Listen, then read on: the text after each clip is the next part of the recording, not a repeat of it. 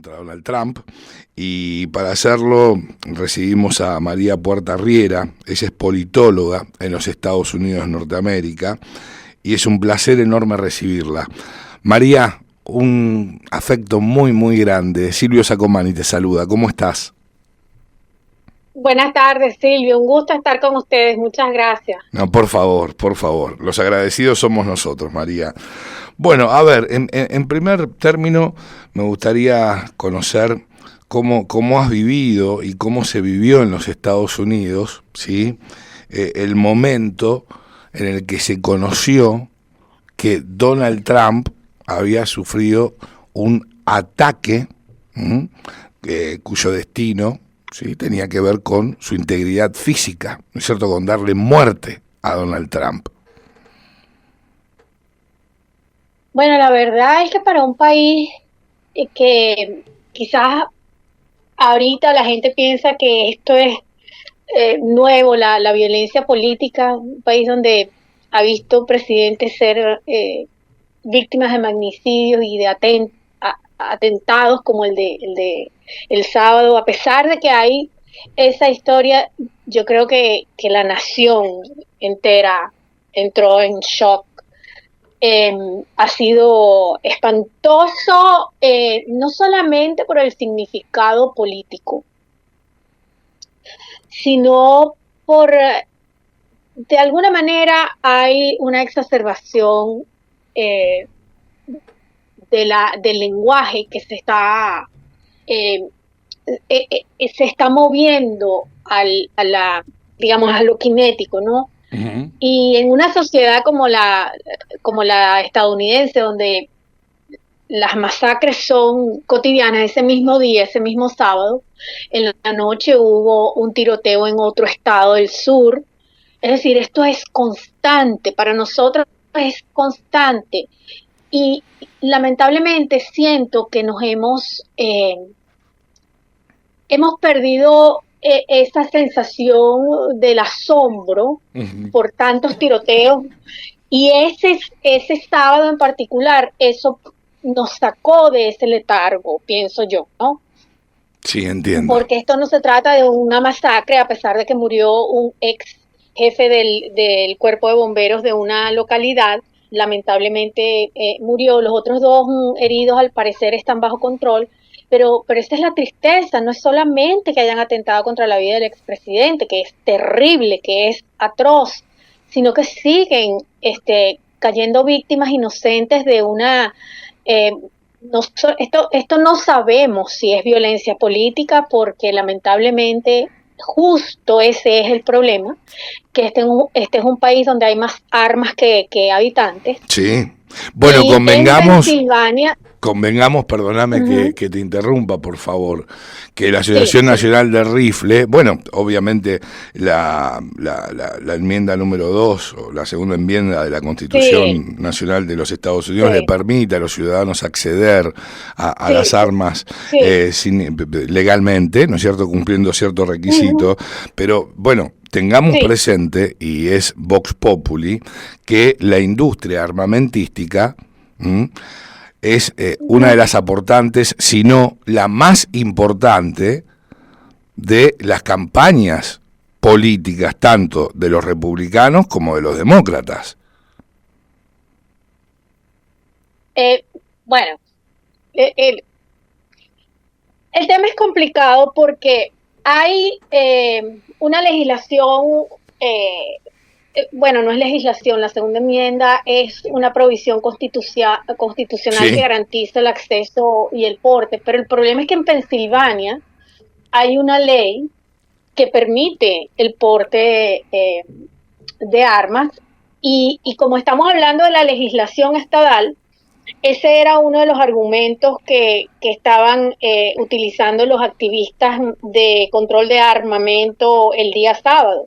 Justamente apuntaban al hecho de que en ese estado está permitido, es legal portar armas, y eso se convierte en un problema, sobre todo por lo que alega el servicio secreto, que ese perímetro exterior no estaba bajo su custodia. Entonces ahí lo que vamos a ver cuando se dé el testimonio o la interpelación en el Congreso, lo que vamos a ver es qué es lo que va a decir la directora del servicio secreto, porque hasta donde entendemos, la policía local también tenía responsabilidades en ese sentido, ¿no? Y es lo que sabemos. Sí. Sin embargo, hay una disyuntiva ahí entre la policía local y el FBI, ¿no es cierto? Sí. Sí, claro, porque ellos lo que argumentan es que eso es compartido, porque el servicio secreto no tiene esa logística, ellos tienen los oficiales que están custodiando al presidente, y él tiene doble custodia ahorita, tiene la normal de él como expresidente, pero se la reforzaron cuando es el considerado el casi el candidato seguro. Entonces, ¿qué pasa? Ellos no pueden, no tienen la capacidad para asumir la protección de lo que está fuera del perímetro que ellos controlan. Entonces, ahí es donde ellos trabajan con las autoridades locales, es lo que ellos están argumentando. Sin embargo, el problema está en que nosotros estamos viviendo en una sociedad donde la segunda enmienda no solamente antecede, sino que prevalece sobre cualquier otro criterio. Sin embargo, también debemos reconocer que en estos eventos estamos hablando del Partido Republicano, porque en el caso del Partido Demócrata, no es que el Partido Demócrata sea anti segunda enmienda, sino que el Partido Demócrata aboga por una legislación para el control de armas más rigurosa. Entonces, sí, pero de todas maneras hay un contraste. Claro, pero María, ahora te va a consultar Javier, pero de todas maneras decía que los demócratas también reciben aportes de la industria armamentística. Yo no califico eso como apoyar, no lo sé, no he revisado los aportes. A lo que me refiero es que el Partido Demócrata en su plataforma legislativa aboga por un control más riguroso de la tenencia. Acceso, sí, exacto. del acceso. No, ellos no van a abogar ni por la derogación de la segunda enmienda ni por la prohibición del acceso a las armas. Ellos lo que abogan es por un uso, y por supuesto esto tiene que ver con la forma como se adquieren las armas, la edad, el tipo de armamento y los controles que tienen que ver con chequeo de antecedentes y todo esto. ¿Qué pasa? En el caso del Partido Republicano, ellos son sumamente estrictos con el tema de que no van a impedir en un escenario, digamos, como pasa en Texas o aquí mismo en Florida, que el porte es permitido, inclusive sin tener permiso. Sin embargo, en los eventos del Partido Republicano y del expresidente Trump, ellos sí prohíben el porte de armas. Ellos tienen los detectores de metales, ellos a ir en los eventos que ellos hacen, en los rallies, mitines, reuniones, ellos prohíben el porte de armas. Entonces, ahí hay un problema, y eso es lo que vamos a esperar que nos aclare tanto el servicio secreto como las autoridades locales. Por supuesto. María, ¿cómo estás? Javier Manzano te saluda. Hola, Javier, un gusto. Igualmente. María, hace poquito, un periodista allá, ¿no? John Lee Anderson, comparó los discursos de Donald Trump con los de Milley y los acusó justamente de agrandar la grieta, ¿no? ¿Vos estás de acuerdo con esas declaraciones?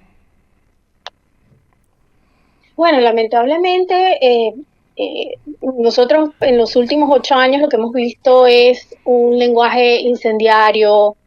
Y justamente hoy, después de que anoche declarara que iba a convocar a la unidad, justamente hoy publica en su red social un mensaje donde lo menos que hace es llamar a la unidad. Por el contrario, lo que hace es reafirmar sus teorías sobre el resultado de las elecciones, sobre los juicios que se le siguen, sobre el asalto al Congreso, en fin. Creo que es un actor político que entiende que su influencia es polarizante, y a mí me parece que la explota y lo hace con esa intención, con la intención de dividir, con la intención de provocar más fractura. Bien, y después de este atentado, ¿no? ¿Cómo sigue la vida política allá? ¿Ha habido algún repudio generalizado de toda la sociedad o simplemente del sector más allegado a Trump? No. Aquí ha habido un repudio total. Aquí las encuestas arrojan que entre un 5 y un 7% de los ciudadanos estadounidenses son los únicos que se sienten cómodos con la violencia. De resto, parece mentira, pero la mayoría no avala ese tipo de respuesta. Eso, afortunadamente, es importante. El presidente de inmediato en la noche hizo 2 alocuciones, y ha estado manteniendo la opinión pública informada. Sin embargo, no tenemos, por parte del expresidente Trump, no tenemos un diagnóstico médico de qué fue lo que pasó. Él dice que una bala lo rozó, pero no tenemos un parte médico, ni de él, de su equipo, ni del hospital donde fue atendido allá en Pensilvania. No tenemos ningún tipo digamos, de valoración médica de qué fue lo que le pasó. No sabemos más nada. Hoy comenzó la convención del Partido Republicano y anunció que su compañero de fórmula es el senador de Ohio, J.D. Vance. Y bueno, están ahorita haciendo el roll call, que es la pasada de lista de los delegados. Acá en Milwaukee, ¿no es cierto? En el estado de Wisconsin. Sí. Exactamente. Sí, están allá, ya comenzó. Volviendo al atentado, María, mira, yo no sé si es prematuro, muy prematuro o no. Lo cierto es que el FBI sostuvo que el atacante actuó solo y que no hay pistas de terrorismo internacional. Ahora bien, voy a preguntarte obviamente cuál es tu impresión al respecto. Pero hay un chiquito de 20 años quien detectan como atacante de Donald Trump, ¿sí? quien lleva adelante este atentado, Thomas Matthew Crooks, ¿puede ser?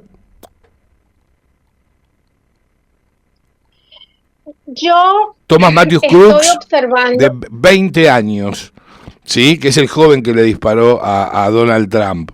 Sí. Ahora bien, esto en Pensilvania, ahora bien, este chico de 20 años, no solamente en el baúl del auto que le han registrado, sino que también en su casa poseía explosivos. ¿Vos me lo podés confirmar? Sí, encontraron explosivos en su vehículo y en la casa donde vivía con sus padres. Y el mismo padre fue el que le compró el rifle. No sabemos si le compró el rifle. No sabemos si le compró el rifle. Sabemos que él fue el que compró el rifle, pero no sabemos si se lo compró al hijo. Eso no lo sabemos. Lo que se sabe es que el papá fue el que compró el rifle. Sí.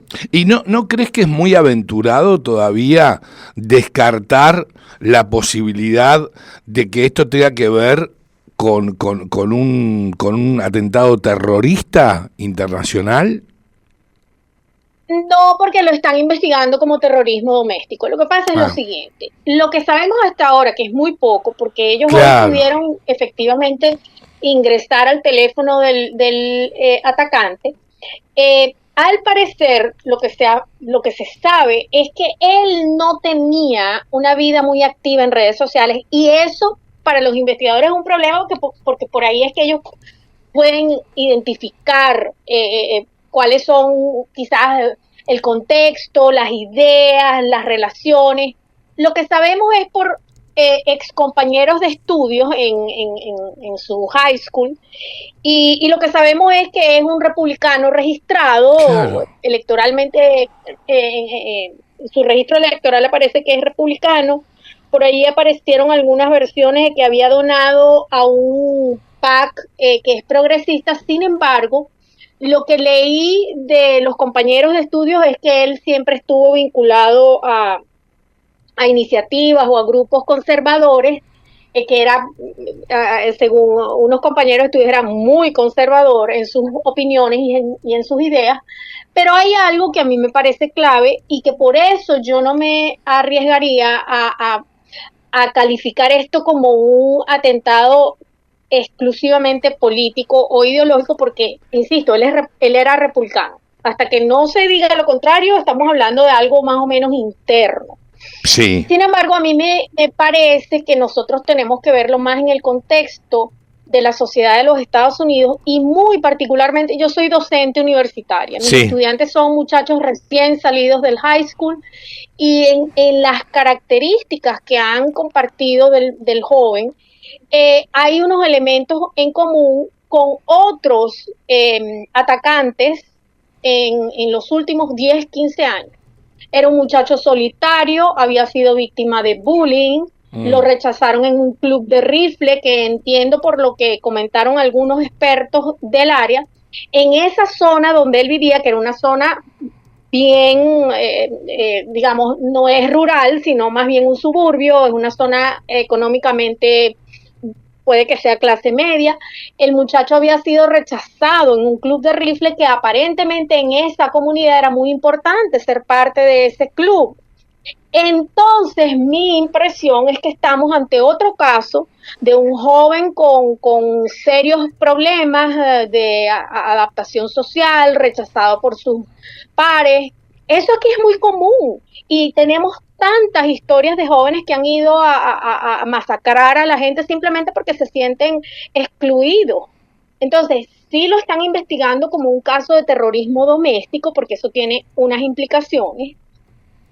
Pero también yo diría que hay que prestar atención a las características del individuo del que estamos hablando. Sí, sí, te entiendo. Porque hay unas similitudes con otros casos que probablemente, porque lo estamos viendo como víctima al expresidente, creemos que tiene que ver solamente con eso y no estamos viendo, digamos, la película completa. Sí, te comprendo a la perfección, Ahora bien, tenemos una foto que se le muestra al mundo de un Donald Trump que resulta triunfante cuando levanta el brazo con su cara ensangrentada. Sí. Me parece que es un mensaje fortísimo. Sí, eso es lo que algunos están destacando del histrionismo del expresidente, como reality star y todo esto. Sí, hay fotos que son icónicas. Esa, la de Bush cuando está con el jefe del departamento de bomberos en Nueva York, que creo que está inclusive en esa foto con Giuliani. En fin, hay fotos que son icónicas, que pasan a la historia, ¿no? Esa seguramente estará entre esta lista, ¿no? Sí, y ellos de inmediato esa misma noche comenzaron a vender mercancía, franelas alusivas, con esa foto alusivas al atentado. Eso, aquí estas cosas son inmediatas, no se espera mucho para poderle sacar provecho a las circunstancias. Ahora, en torno al impacto internacional, en relación fundamentalmente a las digamos, manifestaciones de apoyo para con Donald Trump, a mí me llama poderosamente la atención que Vladimir Putin no se haya expedido al respecto, y sí Xi Jinping. Bueno, Trump se reunió con Orbán, yo no sé cuándo se fue Orbán, no lo sabemos, si ellos han conversado, él no lo ha dicho, porque probablemente no va a ser algo público. Pero sí, seguramente. Claro, vos te referís al primer ministro de Hungría, Víctor Orbán. Sí, por eso digo que de repente sí se han comunicado, pero quizás no lo va a hacer público por razones obvias, no es conveniente quizás en este momento, ¿no? Pero sí, el asunto es que aquí en Estados Unidos el público no tiene muy claro las implicaciones de una relación de esa naturaleza. Claro, ¿no? exacto. El público americano, estadounidense, no está muy versado en el impacto geopolítico de una relación cercana con un presidente como el mismo Orbán, Putin. Entonces, claro, además de que aquí la opinión pública de los Estados Unidos no le presta atención a la política exterior, a las relaciones internacionales. Cuando estábamos con la efervescencia de Gaza, que los medios hablaban como si se tratara de que Estados Unidos estaba incendiado por los cuatro costados, a mí me parecía eso tan irreal, tan mundo alternativo, una visión alternativa, porque esa no era nuestra realidad. Una realidad paralela, sí, claro. Totalmente, aquí las universidades en su mayoría estaban tranquilas, sin problemas.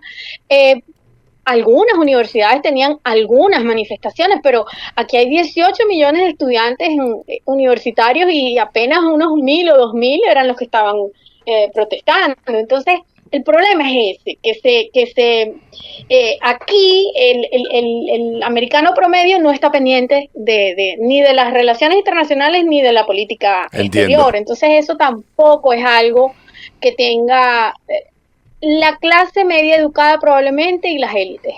Está clarísimo. Fuera de ello, eso no es una prioridad. Ahora, este atentado, bueno, tenemos por un lado que ya Donald Trump, conjuntamente con J.D. Vance, que va a ser su candidato a vice, a través de esta Convención Nacional Republicana, ya es candidato a presidente. Creo que termina el 18 esta convención, ¿puede ser?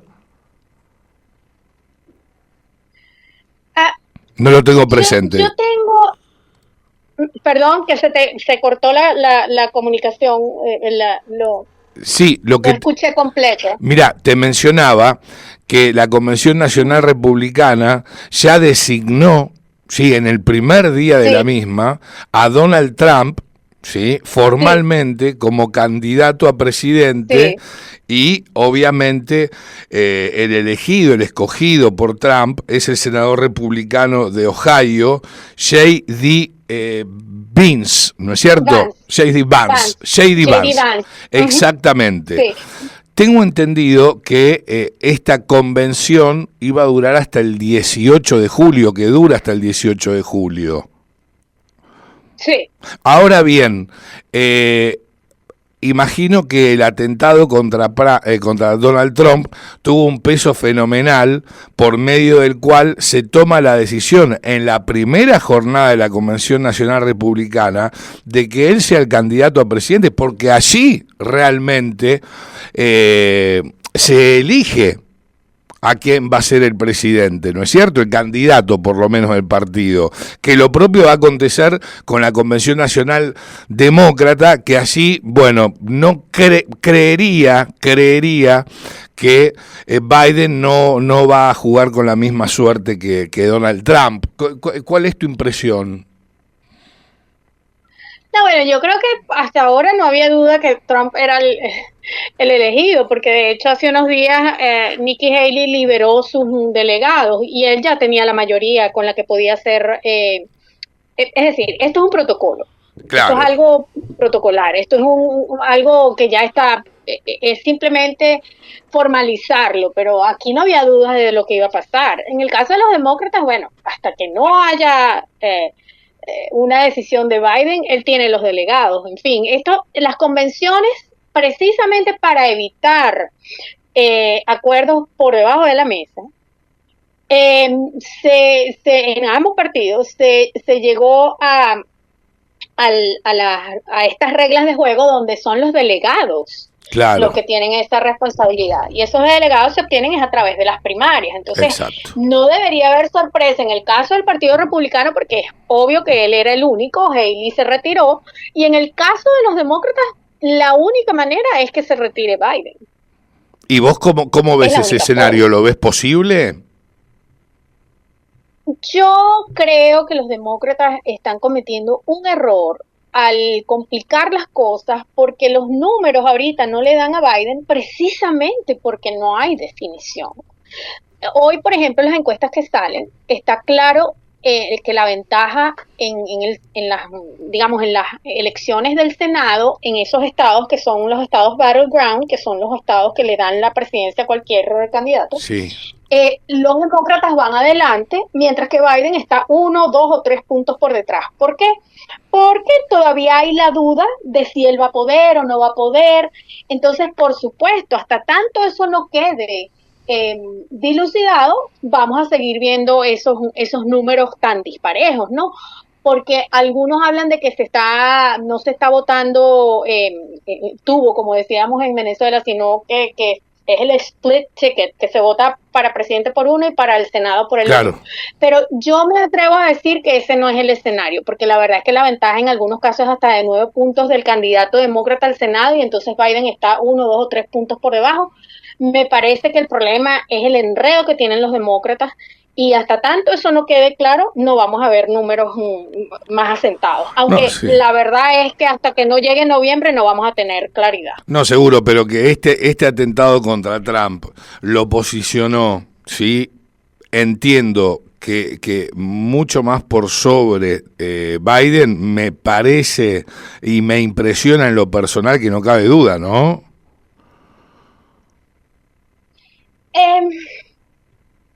El asunto de Trump es que Trump tiene un techo y sus números no se mueven de ese techo. Si se mueven es algo temporal porque después vuelven. Él está generalmente entre 47, 48, 47, 48. ¿Qué pasa? El problema es que con la decisión que él tomó hoy de nombrar a J.D. Vance en su fórmula, eso va a tener un impacto a lo interno del Partido Republicano, sobre todo en el sector femenino, por las posiciones que ha tenido Vance en algunas materias muy particulares, el derecho al aborto y en general algunas posiciones que él tiene con respecto al rol de la mujer. Eso para algunos expertos en el Partido Republicano, esta ha sido una decisión que lo que muestra por un lado es que Trump cree que no es necesario expandir la base del partido, cree que con esto es suficiente, porque ellos están apostando a que Biden va a dividir el voto demócrata, y ellos creen que no necesitan el voto de las mujeres, y que eso explica por qué escogió a Vance y no a otros. Entiendo, sí, entendemos a la perfección. María, te agradecemos infinitamente este contacto, nos encantó escucharte, es la primera vez que tenemos la posibilidad de entrevistarte, entablar un diálogo contigo, y obviamente esto va a depender de vos. Es la primera, es la primera vez, pero esperemos que no sea la última, ¿no es cierto? Así es, con muchísimo gusto, la verdad es que muchísimas gracias, fue un placer conversar con ustedes. Igualmente, María, te enviamos un beso muy muy grande y que sigas muy bien.